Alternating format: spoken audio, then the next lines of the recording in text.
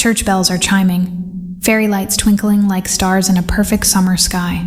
200 guests, family, friends, influencers Sarah begged to fly in, clustered in their seats, whispering about how this is the wedding of the decade. My sister, radiant in her $5,000 gown, arm in arm with her smug finance bro groom, gliding down the aisle like she owns the world.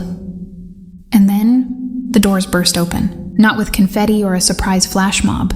No, with me, holding a thick envelope of IRS receipts that could unravel her entire empire in seconds. Her eyes lock on mine, wide like a deer in headlights. The organ music stutters. Gasps ripple through the crowd like a stone skipped across still water. "Emily?" she whispers, her voice cracking like cheap glass. But I'm not here for whispers anymore. I'm here for the roar I've bottled up for a decade. Because 10 years ago, Sarah didn't just steal my college fund. She stole my shot at everything. And today I steal her fairy tale right back. Buckle up, because this isn't just revenge. It's resurrection. If you've ever had a sibling who treated you like yesterday's trash, stealing your spotlight, your savings, your sanity, this one's for you. That burning itch for justice that keeps you up at night? We're scratching it today. Hit that like button if you're already rooting for the underdog. Subscribe for more tales of sweet, savage payback, and drop a comment. Who's your family villain? Let's dive in. Let's rewind the clock. Because to understand the inferno I lit at that altar, you have to feel the slow burn that got me there. My name's Emily Harper, 32 now, with a corner office overlooking the Seattle skyline that I clawed my way into, one sleepless night at a time.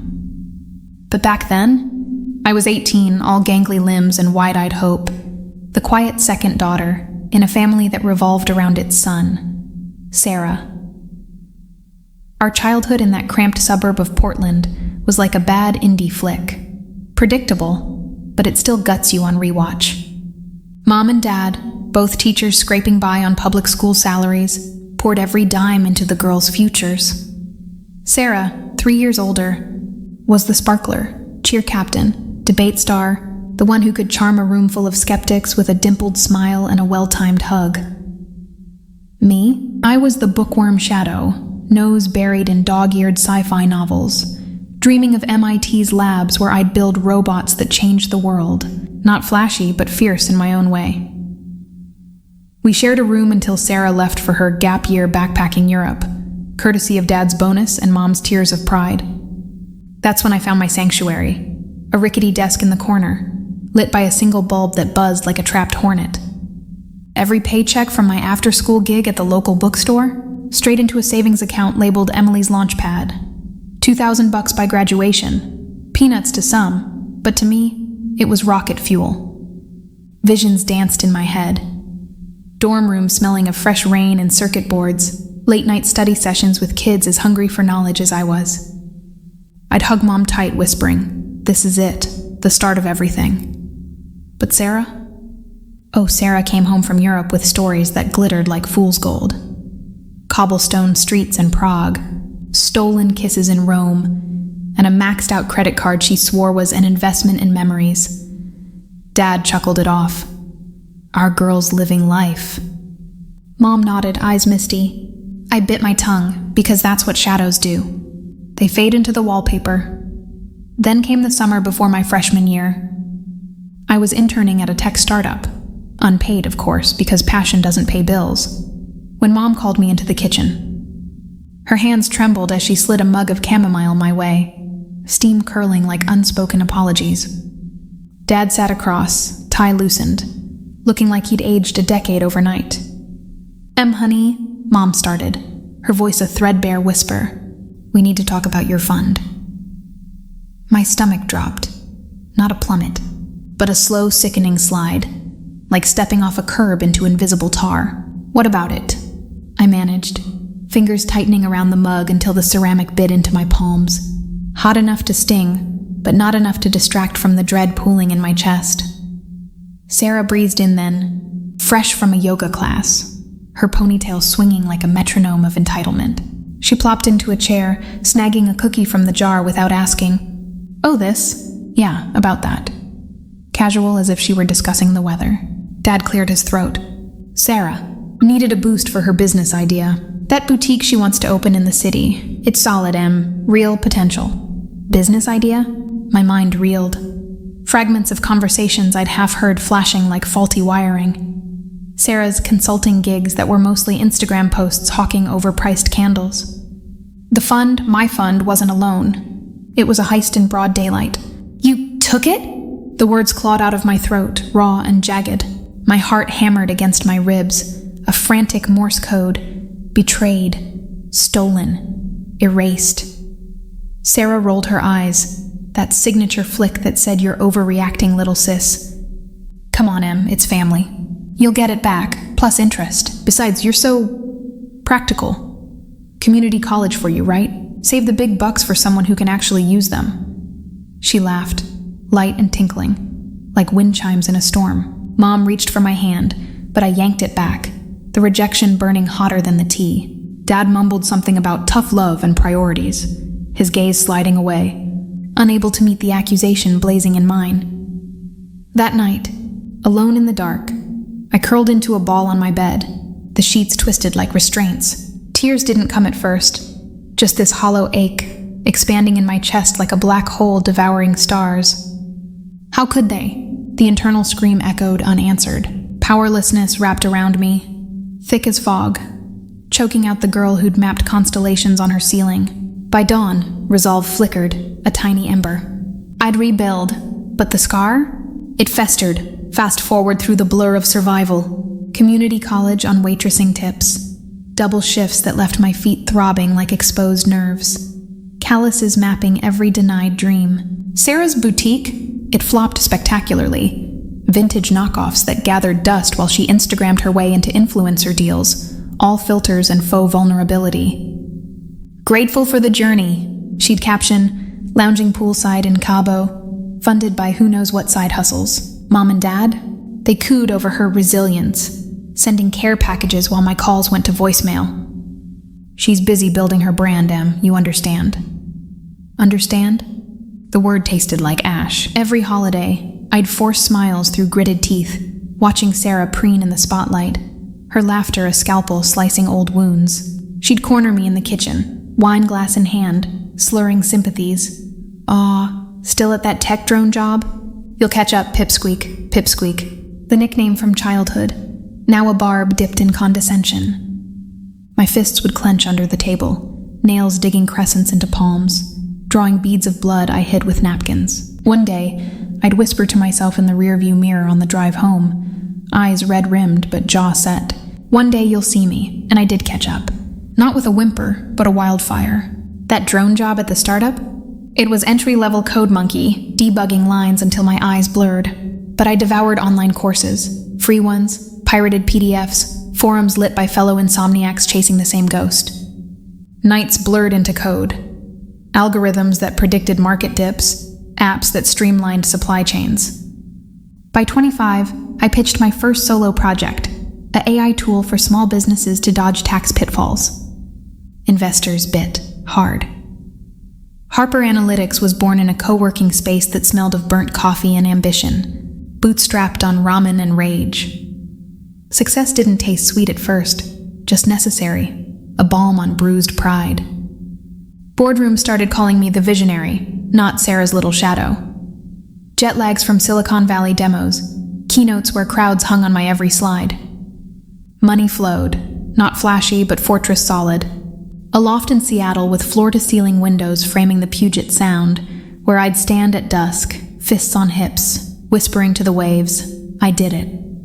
Without you, but Sarah, she spiraled in her own orbit. Engaged to Tyler, tall, tanned, trust fund whisperer who posted yacht pics like oxygen. Her wedding invites hit inboxes like glitter bombs. Join us in Napa Valley for love's grandest chapter. 200 RSVPs. Vineyard venue that cost more than my first year's tuition should have. Mom called me gushing. Em, it's going to be magical. Sarah's glowing, glowing. The word twisted in my gut. A fresh knife in an old scar. That's when the ember reignited, fueled by a tip from an unlikely source. My accountant, a no-nonsense hawk named Lena, flagged it during tax season. Emily, this vendor payment from S. Harper Events looks fishy. Offshore routing, creative deductions. You related? S. Harper. My blood ran cold, then hot. I greenlit a quiet audit.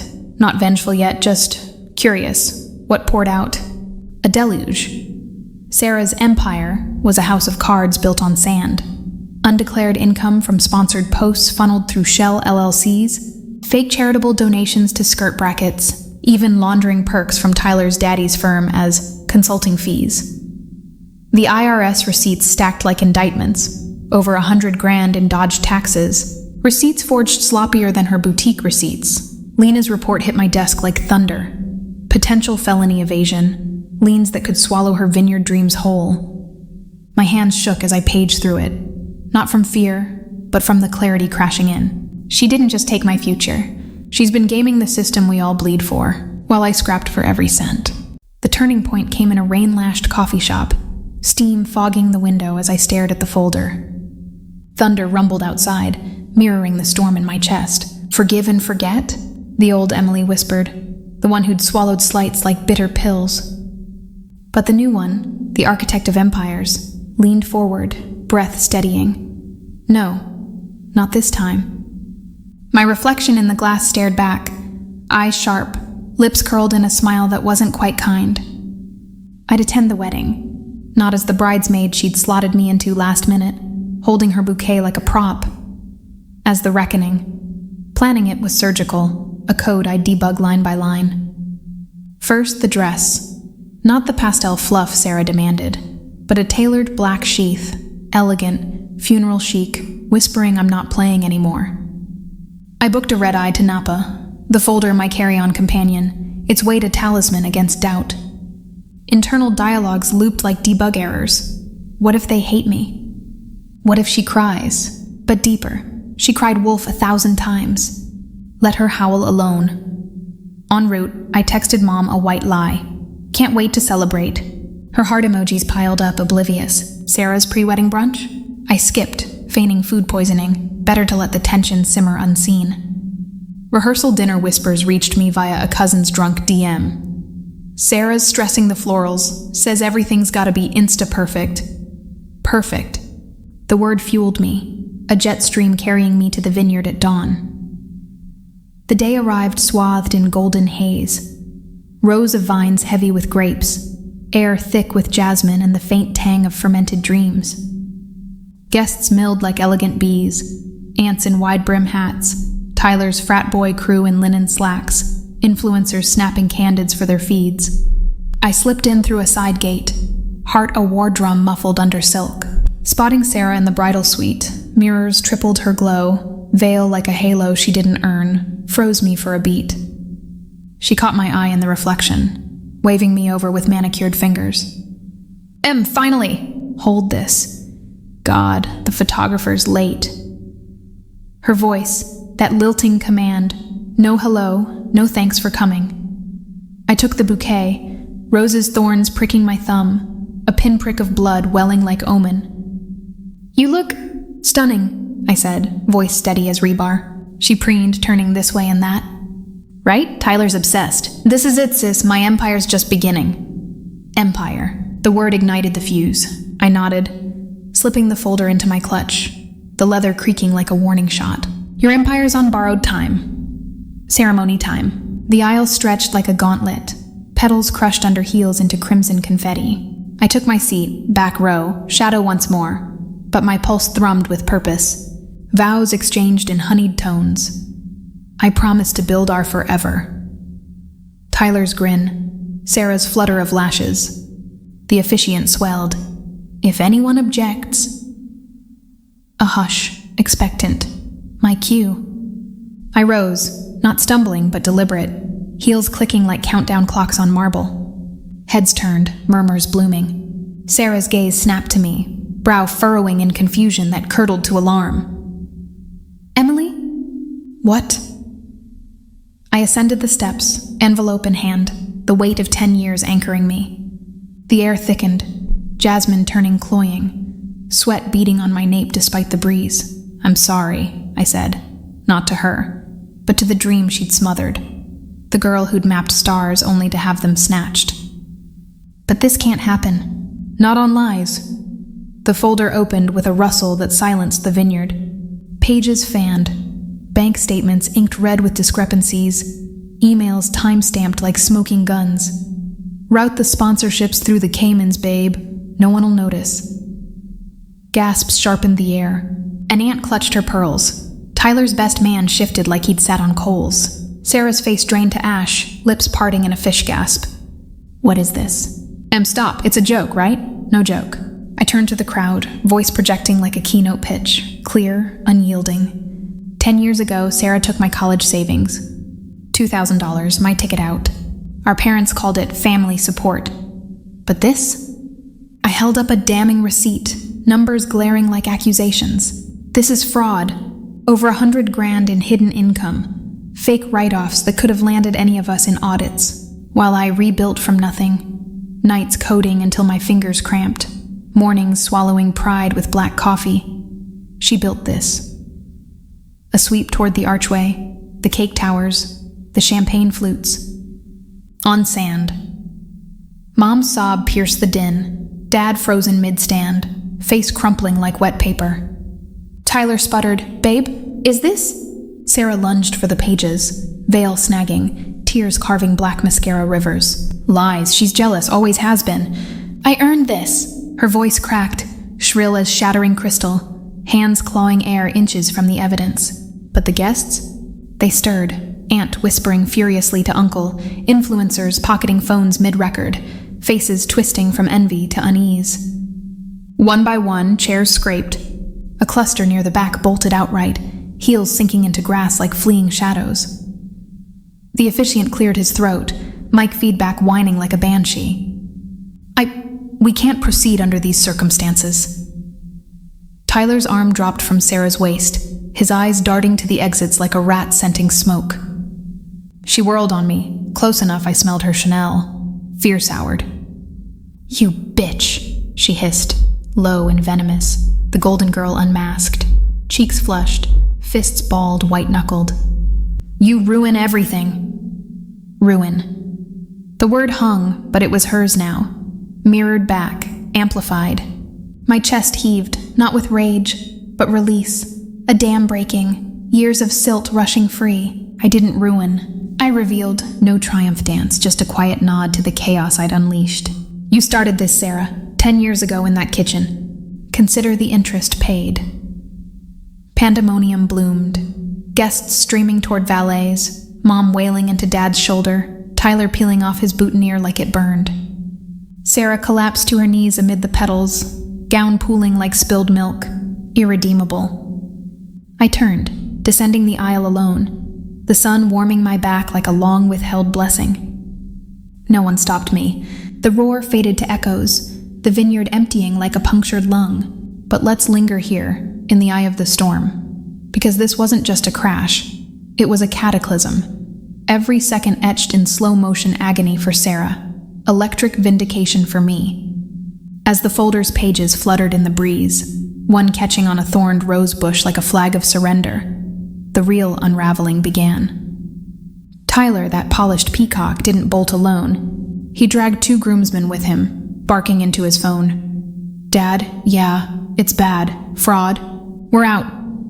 His voice cracked on the word, eyes flicking to Sarah like she'd morphed into a stranger, which, in a way, she had. The influencers, oh, the irony, were the first to weaponize it. Phones whipped out, not for sympathy shots, but live streams. Wedding fail Napa, bride's sister drops tax bomb. Is this real? Hashtags erupted like flares, notifications pinging in a symphony of schadenfreude. One, a micro-celebrity with 1 million followers, zoomed in on Sarah's mascara-streaked face, captioning, "When family karma hits harder than the veil." Views climbed into the thousands mid-meltdown, comments flooding. Petty? Nah, poetic. Deserved. Steal from sis. Pay the price. Sarah scrambled up, thorns snagging her hem, tearing lace with a rip that echoed like finality. "Stop filming. This is private." But her pleas dissolved into sobs, guttural and unfiltered. The kind that wrench from the diaphragm, leaving you hollowed. She clawed at Mom's arm, veil askew like a crown of thorns. "Mommy, tell Emily it's not true. I just borrowed for us. For the family, borrowed. The lie landed limp, exposed in the harsh noon light. Mom recoiled, hand to mouth, her eyes, those soft, enabling eyes, hardening for the first time. Sarah, how could you? We trusted... The sentence died, choked by betrayal's bramble. Dad, ever the mediator, stepped forward, face ashen, tie askew like a noose half-tied. Emily, this is too far. Family doesn't, but I cut him off, voice a blade honed on years of silence. Family? Family doesn't forge signatures on a scared kid's dreams, Dad. Family repays, not with excuses, but with truth.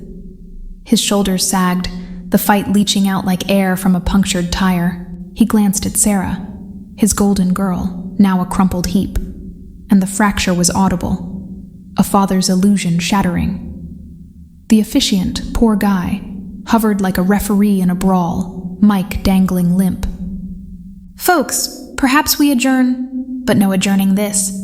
The cake table toppled in the exodus, towering tiers of fondant crashing in slow-mo, cream splattering like abstract accusations. A champagne flute shattered under a fleeing heel, fizz bubbling across stone like effervescent tears. Sarah lunged for a stray page, smearing ink with desperate fingers.